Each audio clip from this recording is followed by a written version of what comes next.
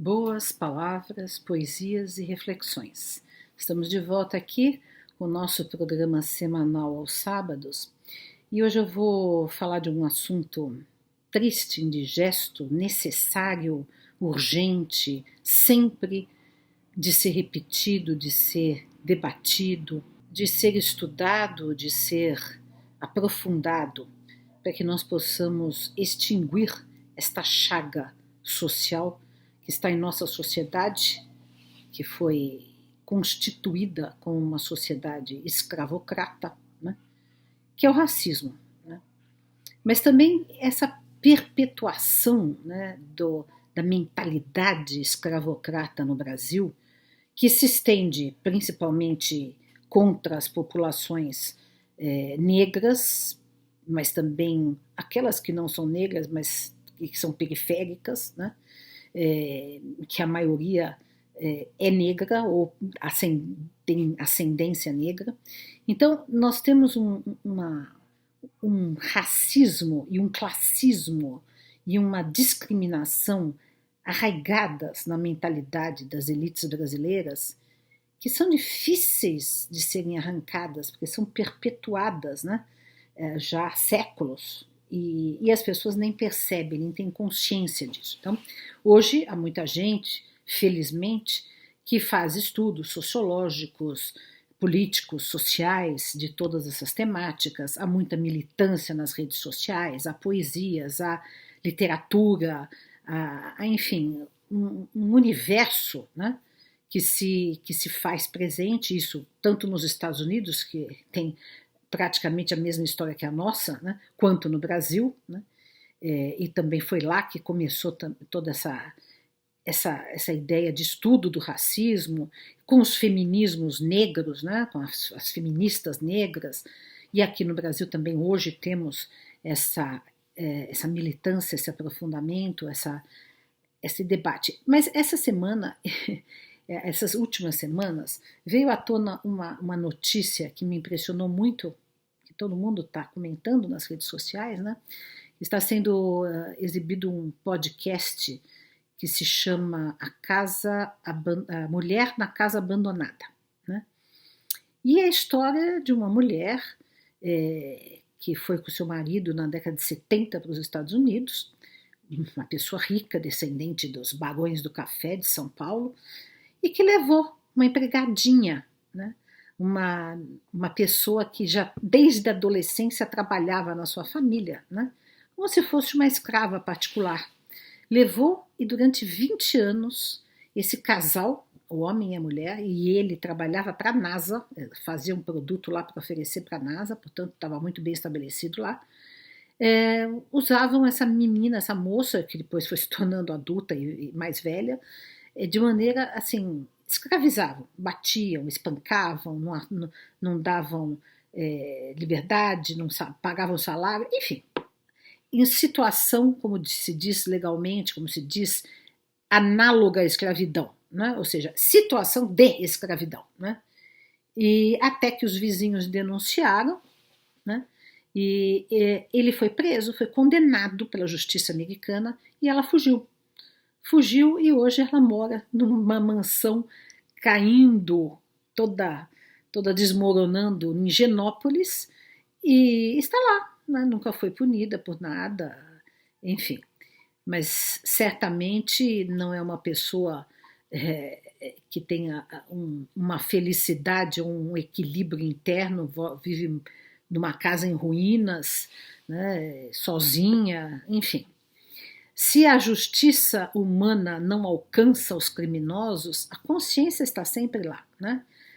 Sempre, em algum ponto da vida, a consciência vai apontar. Se não apontar nesta vida, na outra, né? Esta convicção eu tenho porque eu sou reencarnacionista, sou imortalista, acho que a vida continua e a consciência, algum momento desperta, algum momento vai desabrochar o arrependimento, o remorso por um crime cometido, e esse foi um crime hediondo. Né? Mas isso nos demonstra o quanto que isso está, porque vira e mexe saem casos desse tipo. Né? de pessoas que foram escravizadas durante 20, 30, 40 anos. Em Minas teve recentemente um professor universitário, a pessoa negra nesse caso, essa dos Estados Unidos eu não sei se era negra ou não, não descobri essa informação em nenhum lugar, mas no caso de Minas Gerais, né, recentemente também houve esse caso de uma pessoa negra que foi a vida inteira, um professor universitário, né, fazendo isso. Quer dizer, vocês veem como isso está arraigado, mas há tantos fenômenos, a matança nas periferias, né, das grandes cidades, majoritariamente de negros, jovens, crianças, o encarceramento coletivo dos negros, isso tanto nos Estados Unidos como no Brasil, a maior parte dos encarcerados são negros, né? Existe um projeto, né, de extinção, né, de discriminação, um projeto das elites de excluir, de exclusão social, de exclusão existencial, de exclusão vital, de exclusão. E toda vez que se tem algum avanço, como no caso das cotas, né, de estudo das universidades, como das leis contra o racismo, há tentativas de retrocesso, como nós estamos observando, né? Então é preciso muita militância, muita consciência, muita educação das crianças, dos jovens, dos adolescentes, educação do povo, para que primeiro as pessoas discriminadas, as pessoas, os negros, né, e as classes sociais em geral discriminadas, ou as pessoas, as minorias discriminadas, no caso dos negros não são minorias, né, porque são mais da metade do povo brasileiro, né, então não é minoria, isso que é uma coisa incrível, assim como quando a gente fala das mulheres, não é minoria, simplesmente é mais da metade também, né, da população. Um pouco mais da metade da população, então não é minoria, isso que é uma coisa inacreditável, né? É uma minoria oprimindo uma maioria, né? E isso que é uma coisa inaceitável.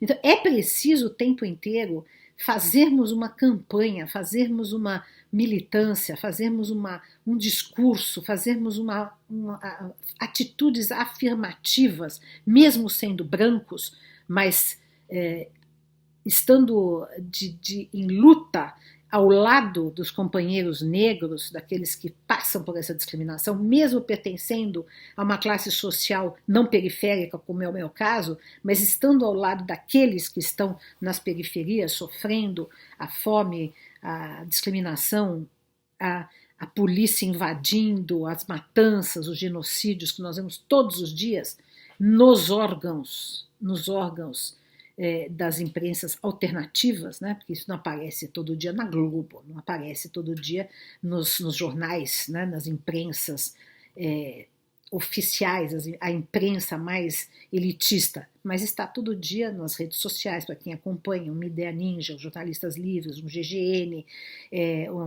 um Diário do Centro do Mundo, enfim, essas mídias que procuram trazer notícias que não são tão enfatizadas ou até abafadas pela mídia, pela grande mídia, né?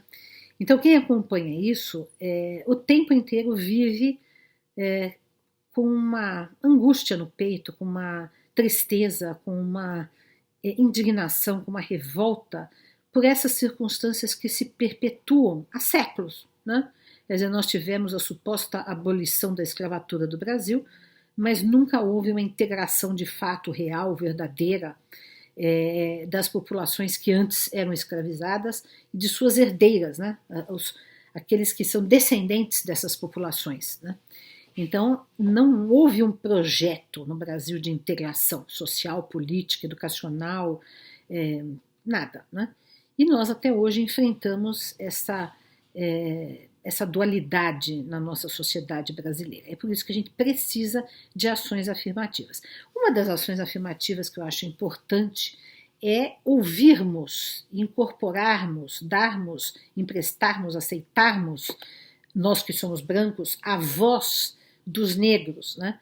Aquilo que eles trazem da sua história, da sua vivência, da sua experiência vital, existencial, ancestral, né? Então, por exemplo, este livro aqui, ó, Cadernos Negros, Poemas Afro-Brasileiros, de uma editora chamada Quilomboje, muito interessante, né? Tem poesias fantásticas, eu vou aqui ler 3, pelo menos, né? que me tocaram particularmente. Uma é justamente sobre a África, né? África, de Romildo e Beje. África, linhas e entrelinhas, norte, sul, leste, oeste, fronteiras tribais das geografias naturais, saberes espaciais, naturalizações opressivas, recessivas e coloniais. África, berço de reis, sublimes orixás, desenhos ancestrais, conhecimentos e sabedorias, navios negreiros, de poesias roubadas, de corpos invadidos, desumana história, carregada pelos movimentos. África de cá.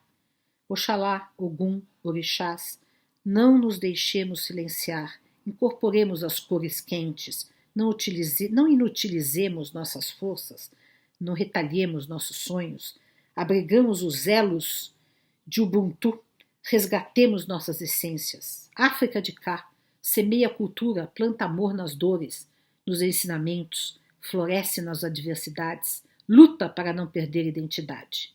África, de Obá, Iemanjá, de Ogum Ayê, Xangô, Yansan, Nanã, Manhã, tamborizemos nas criações dos caminhos plurais, nas formações das diversidades, mitos, conhecimentos e sabedorias. África, quando caminho, sei que as linhas nascem lá. África de várias etnias, bantus, iorubás, ijexás. África de cá, conversando com as vozes. África de lá. Muito bonito, emocionante, né? E nós temos que lembrar que todos nós temos uma ancestralidade na África, que é onde se originou a vida. Pele preta, Samuel Neri. Submundano periférico. Nas estranhas entranhas, marginal. Eu, abolido, segregado, alforriado, retinto, reluzente, brilho espontâneo na dura carne. Carne que sua, carne que chora, carne que sangra, vermelho. Preta pele, caro desígnio, marca registrada a ferro, a fogo, a couro. Couro cortando couro, escancarando a carne e o vívido sangue. Nada de doce no açoite. Não azeita, não abranda, não amansa. Levanta-te, carne dura. Dura dor esfolando, moldando, irando, forjando nas cinzas submundanas e periféricas a fortaleza, a preta pele. E por fim, uma tão triste, verdadeira, né? Do nosso cotidiano, em São Paulo, no Rio, nas capitais, no meio do meu caminho. No meio do caminho tem uma blitz. Tem uma blitz no meio do caminho. Tem uma blitz no meio do caminho, tem uma blitz. Não dá tempo de esquecer esse tipo de acontecimento. Para quem, como eu, tem pele retinta tão discriminada, não nos deixam esquecer que no meio do caminho tem uma blitz. Tem uma blitz no meio do caminho. No meio do caminho tem uma blitz. Essas são as nossas poesias e reflexões do dia, esperando que possamos semear um pouco mais de igualdade e justiça nessa sociedade ainda tão escravocrata, racista, onde a abolição foi apenas um ato simbólico, mas que até hoje não atingiu muita gente. Fica aqui o nosso abraço por hoje.